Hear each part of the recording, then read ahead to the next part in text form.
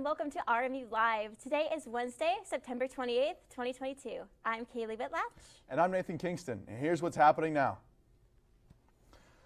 Hurricane Ian has strengthened to a Category 3 storm and is currently lashing Cuba before it makes its way toward Florida, where evacuations ahead of the monster storm are already underway in some coastal areas. The uncertain path of Ian only makes it more menacing. Ivan Rodriguez is in Tampa, where residents are preparing for the worst. This one not looking too good. No, it's very big, it's very powerful, and it seems to have its eye on Tampa Bay. It's expected to be the first major hurricane to make landfall in the U.S. this year, and Ian isn't pulling any punches. The storm has been rapidly strengthening, expected to bring a life-threatening storm surge to Florida's west coast. And for the first time in over 100 years, Tampa could get a direct hit. Mother Nature always wins. This is nothing to mess around with. If you can leave, just leave now, and we will take care of your personal property. Hillsborough County, which includes Tampa, issued a mandatory evacuation Monday for all waterfront areas. There's still uncertainty with where that exact landfall will be. But just understand the impacts are going to be far, far broader than just where the eye of the storm happens to make landfall. Several other counties have issued evacuation orders and are urging residents to get ready, warning those who think they might be in a safe area not to get complacent. We're going to see Ian slow to a crawl once it makes landfall in Florida, moving only 4 or 5 miles per hour. We could see some areas get 20 to 25 inches of rainfall. So water is going to be a huge story with this storm, not just as it makes landfall, but even after it moves inland. In Tampa, I'm Ivan Rodriguez.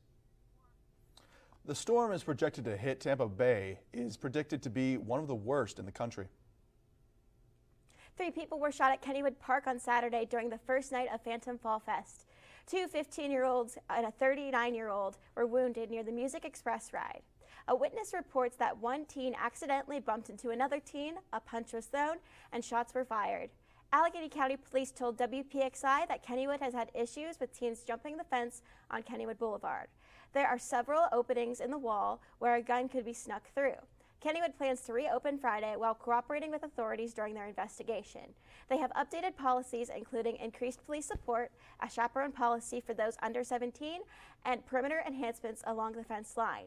The 3 victims of the shooting are in stable condition or have been released from local hospitals. A Pennsylvania man has been sentenced to prison time of 5 years for throwing a Molotov cocktail at the historic courthouse.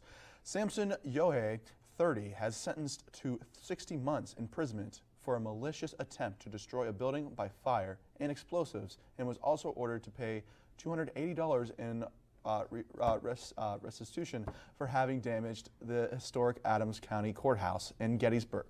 According to a Friday press release from the Department of Justice, U.S. Attorney Gerald A. Karam said Yoho through an incendiary device compressed of a unique bottle filled with unidentified liquid, several matches, and white cotton sock at the window of the courthouse on December 22nd, 2019. The device damaged the window but did not explode. A local veteran has been asked to testify in the January 6th court hearing.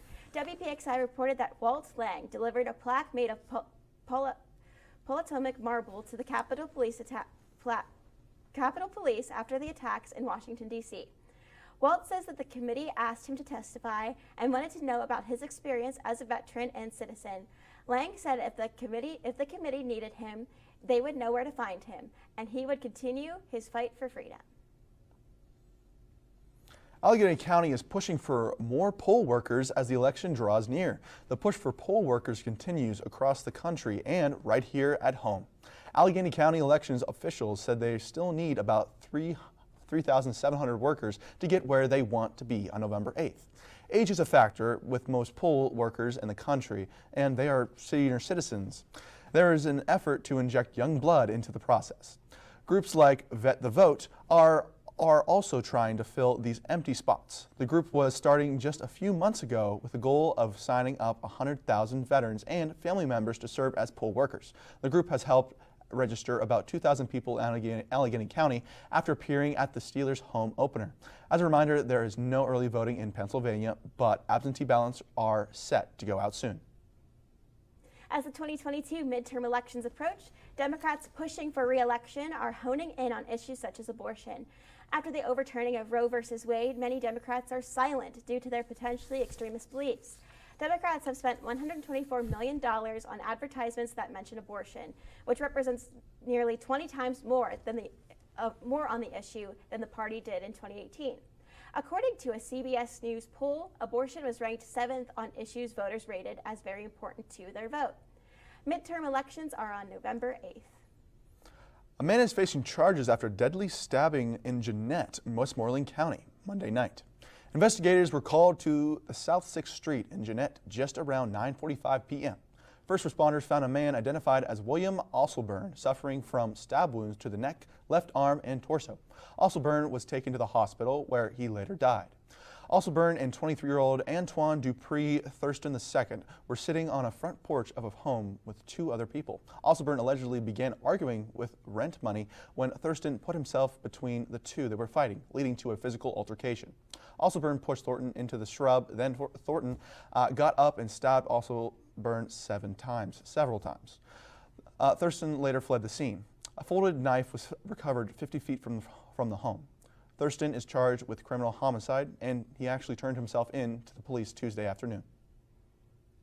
That's what's happening in the U.S. After the break, find out what's happening here on campus. All this and more on RMU Live. Hey, Dad. I need your help asking Jessica to prom. Of course. Love is like the ocean. You have to tread the waters. Dad, that's not the kind of help I needed. Hey, Jessica. Will you go to prom with me? Yes. You don't have to be perfect to be a perfect parent. Thousands of teens in foster care can't wait to share their first with you. Let me tell you about the toughest guy on earth. He has the crazy strength to lift the man that raised him up without even flinching. This guy, this warrior, will always be by his father's side, even if his dad will hardly remember. If this guy isn't the toughest guy on the planet, then I don't know who is. Caregiving is tougher than tough. Find the care guides you need at aarp.org/caregiving. What do you think you're doing, Kevin? Was just gonna drive home. There are several warning signs present that you shouldn't be driving. Like hearing voices? Like your text-to-emoji ratio? Oh man, the selfies. Selfie, nailed it. We all have warning signs that let us know that we're probably not okay to drive. Mine is pretending to be your subconscious. Craig, come on man, let's split a ride home. Hey, Bobo, do trees tell each other stories? I'm sorry. I'm afraid I don't know that. Hey, why don't we go find out? Listen. Can birds draw pictures? I don't have an answer for that. Dad, do stars visit their friends? Look!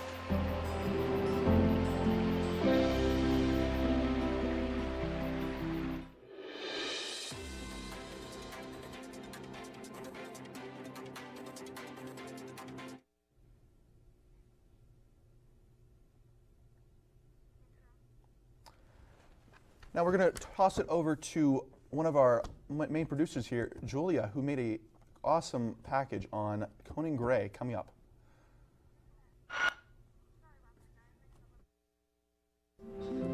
Last Thursday, pop singer Conan Gray made his way to the UPMC Event Center on his Super 8 tour. With high excitement and a sold-out crowd, the show began with Casey Hill performing her set. As she took her final bow, the rowdy crowd waited in anticipation for Conan Gray. But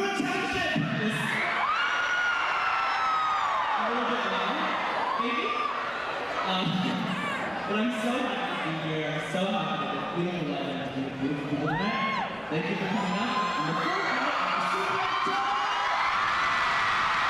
The Maniac singer kept the audience's attention with strobe lights and a burning rose projected onto the stage. He opened the show with Disaster, the third song on his newest album, Super 8. The performance was bursting with energy and the crowd followed suit. Throughout his set list, Conan Gray continued to grab the audience's attention through his bright set, witty personality, and meaningful lyrics. He moved on to sing some of his hits such as People Watching, Jigsaw, and Telepath. Later in the night, he made his fans tear up with his speech before Family Line, a song about his past traumas. After gorgeous vocals within the song, he continued the show with some of his upbeat music and ended his set with the highly anticipated Memories.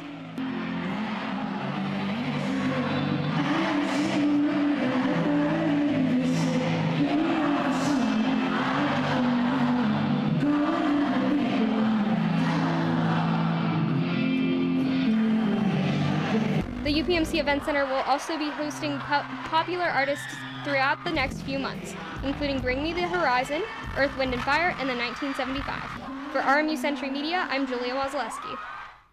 Thanks, Julia. Conan Gray took to the stage last Thursday at the UPMC Event Center. He is known for his popularity on TikTok and his hit song, Heather. The singer concludes his North American tour on October 25th in Las Vegas. Then he ventures to Australia and New Zealand in November. This past Saturday, Robert Morris University's Saudi Club celebrated Saudi National Day on Nicholson's front lawn. The club celebrated Saudi National Day on Friday, September 23rd, which marked the 92nd anniversary of the two Middle Eastern kingdoms unifying to form one nation. Saudi National Day was officially declared a national holiday in 2005 by King Abdullah. The RMU Saudi Club held a celebration commemorating the day that started with the playing of the Saudi national anthem, and then continued on with speeches from Saudi Club members. During the event, guests could also sample authentic Saudi food and drink, including black tea and coffee. It's Coffee Week here at RMU, and RMU Dining is featuring a number of coffee-themed events throughout the week. This includes cinnamon bun and pumpkin-flavored cold brew today only, and coffee-flavored ice cream in the PNC Cafe. Yesterday, they gave away Starbucks double-shot energy drinks across campus. More information can be found on Instagram at RMU Dining Services, including a giveaway for 5 free Starbucks drinks, ending Friday at noon. Looking for something fun to do this Friday night? Well, if you are, you should come to the Rec Fest at the Rec Center. The event will have a half-court and three-point contest, some food trucks and some snacks, prizes that you can win, dodgeball, and some new Nintendo Switch sports, and so much more. The Rec Center Fest is this Friday from 8 to 10 p.m. So sign up for the contest at RMU campus on Rec Center. RMU's 14th Annual Creepy Conference will be held October 25th from 7 p.m. to 8:30 p.m. in the Wheatley Atrium. Presentations will include topics such as the supernatural, witches, the Sandman, haunted houses, fantasy, and more. Hopeful presenters should send a one-page description of their presentation idea to Dr. Pambukian by tomorrow night at midnight. Those selected will be notified by email and will prepare a 10-minute talk. The conference is open to students and staff, and students will receive SET credit. The Wheatley Gallery is hosting an exhibition by photographer Stephen Chalmers. The exhibition will feature over 80 pieces showcasing what was called the crime of the century in 1896, the murder of Pearl Bryan. Pearl Bryan was 7 months pregnant when she was decapitated by her lover and her roommate in northern Kentucky. The exhibition at Wheatley Gallery is open Monday through Friday from 10 a.m. to 6 p.m. until November 7th. There will be an artist talk and closing reception on November 7th from 4:30 p.m. to 8 p.m. The temperatures have dropped the past week and finally brought some fall weather. Will you need an umbrella today or tomorrow? Bethany Naughton has the forecast. Thank you, guys. Let's fall into today's forecast. So today is going to be 61 with the low 45, humidity 79 actually, with the chance of precipitation at 20%. And our hourly is going to be at 3 p.m. is going to be rainy, so make sure you bring some rain gear, whether it's an umbrella, rain jacket, rain boots, even a rain hat, who knows. And then 6 p.m. is going to be partially cloudy, so if you have any fun activities, make sure you get out there. And then at 9 p.m. it's going to be pretty clear at a low of 51, and then tomorrow's forecast is going to be a high of 61 with a low of 41, and then humidity is going to be 68, and then chance of precipitation is going to be 10%. And we're going to send it back to the desk. Thanks, Bethany. Later on RMU Live, we'll take a look at COVID numbers here on campus and nationwide. Stay with us on RMU Live. My did. I can see it.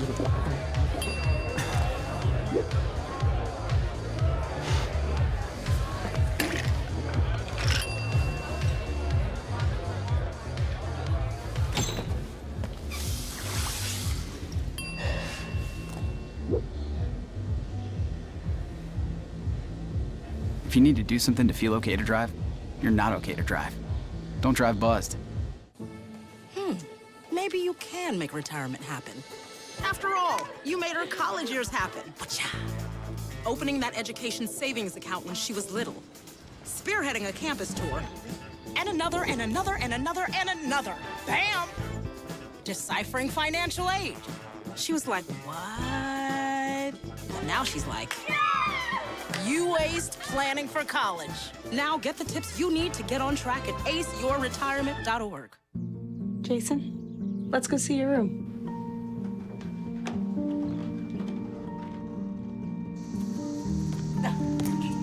That's not right. How is it? Is it good?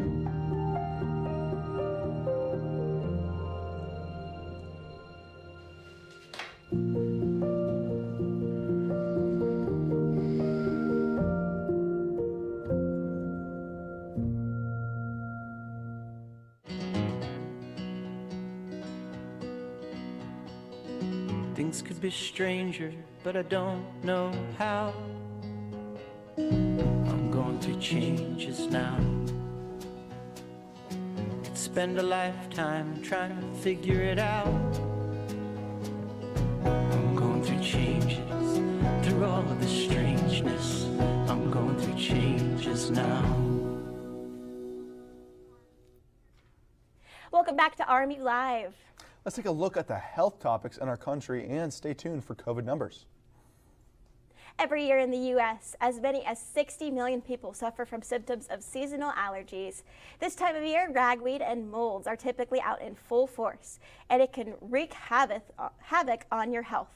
In today's Health Minute, Mandy Gaither has more on how to recognize when you're suffering from fall allergies and tips on how to deal with them. It's officially fall. That means color-changing leaves, pumpkins, and apple picking, but also seasonal allergies. Patients will think that they have colds, but the thing about these colds are they are every single year. Dr. Sandra Hong, an allergist at Cleveland Clinic, says that's one way to know you're dealing with allergies. You can also tell by common symptoms, including a stuffy or runny nose, itchiness, watery eyes, and sneezing. It happens for more than a couple weeks. It'll go on for seasons at a time. Dealing with allergies may start with your pet, especially if they go outside. If you are sleeping with them, you are basically sleeping with some weeds that are outdoors. So I usually ask my patients to keep the pets out of their bedroom, especially during their really big times of the year. Hong says there are 3 ways to ease allergies, including over-the-counter treatments like nasal spray and antihistamines.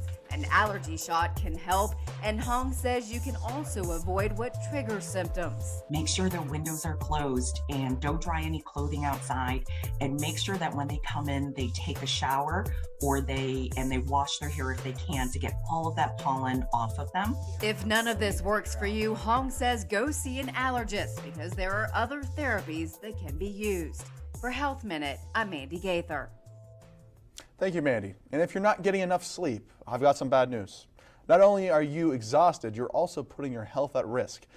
At least according to a new study that showed chronic sleep deprivation made the immune system go into overdrive. And yes, that's a bad thing because it caused too much inflammation. Your body needs a certain amount of inflammation to fight infections and heal wounds. But too much can raise the risk of autoimmune disorders and chronic disease, like heart disease, for instance. The study was done at the Medical School of Mount Sinai and was published in a journal of experimental medicine. Researchers say it supports years of research that shows sleep, especially the deepest, most healing kind, boosts immune functioning. A good reminder not to sleep on sleep and make time to get 7 to 8 hours of a night. The Biden White House is focused on fighting diet-related diseases nationwide. They also want to end the country's hunger crisis by the end of the decade. Officials say the federal government has a roadmap with proposals that will address these issues. The plan involves asking Congress to increase access to healthy, free lunches for 9 million more school children by 2032. The White House says it knows this strategy will take time to be put into motion, but one official says they are ready to, quote, take, quote, bold action. On Wednesday, the White House will host its first conference on hunger, nutrition, and health since 1969. Researchers in Europe are seeing another rise in COVID-19 cases. The Zoe Health study says it has documented a 30% increase in reported cases in England within the past week. The study is a project backed by grants from the UK government. It uses an app to let people in the UK and US report their daily symptoms and the results of their COVID home test. Officials with the project believe that this could signal the next COVID wave. The results from the new data follow the UK's National Health Service, which showed increases in both cases and hospitalizations. Experts say that data aligns with what models have predicted for the UK and the US. Some models predict that month continue up to the winter.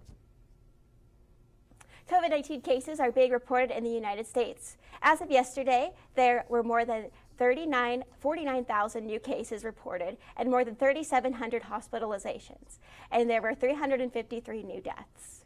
To the statewide numbers, the state of Pennsylvania currently has more than 2 million confirmed cases and about 500,000 probable cases. There is also 46,000 deaths to add to this due to the virus. Here at RMU, there are 2 students and 1 employee in isolation. Those in isolation have tested positive for the virus and are quarantining in their homes or on campus housing. Going over to McDonald's. McDonald's Happy Meals are iconic. The specific design box with a hamburger, fries, and a toy inside were and still are a special treat for many kids. And for a limited time, you can relive the nostalgia. Starting Monday, McDonald's is collaborating with a popular streetwear brand to sell Happy Meals to adults.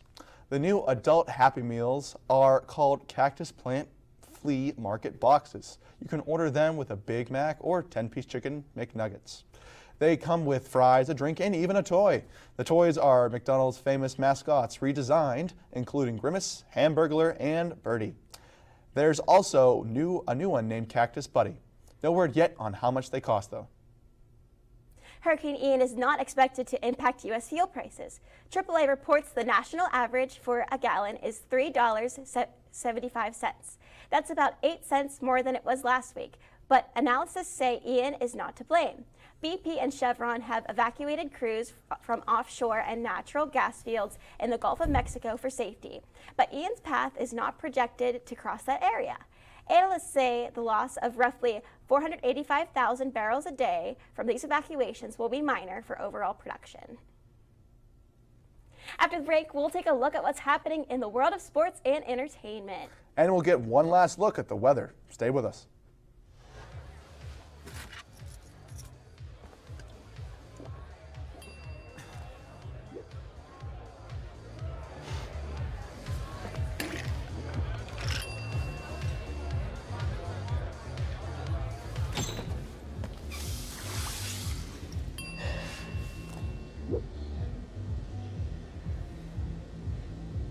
If you need to do something to feel okay to drive, you're not okay to drive.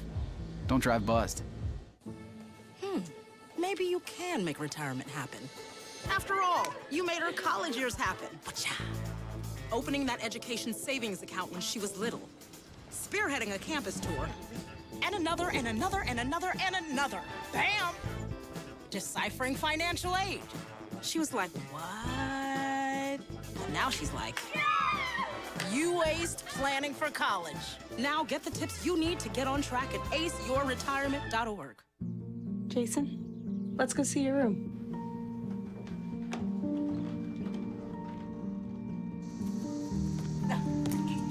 That's not right. How was it? Is it good?